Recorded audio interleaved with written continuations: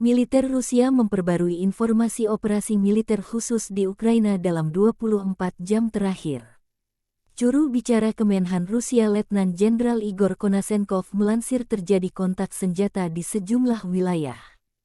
Penerbangan operasional taktis dan angkatan darat, pasukan rudal dan artileri Rusia menetralisir 2 depot persenjataan Brigade Mekanik ke-53 AFU dan Brigade Pertahanan Teritorial ke-108 dekat Konstantinovka, Republik Rakyat Donetsk dan Orekhov, wilayah Zaporozhye.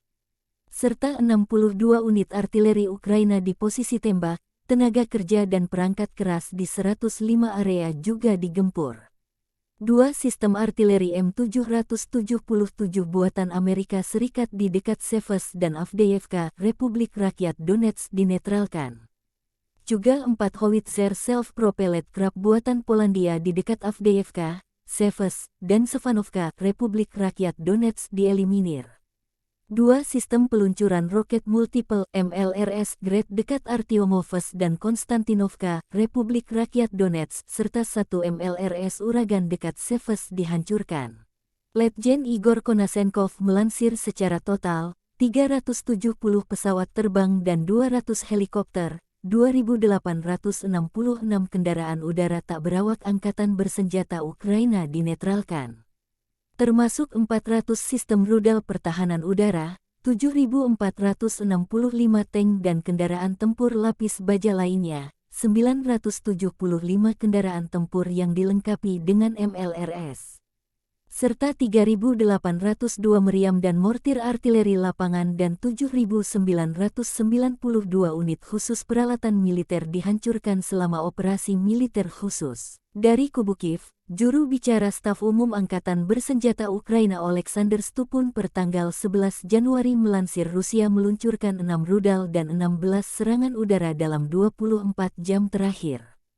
Rusia juga mengirim lebih dari 50 serangan dari sistem salvo roket, khususnya pada infrastruktur sipil di wilayah Kharkiv, Donetsk, dan Kherson.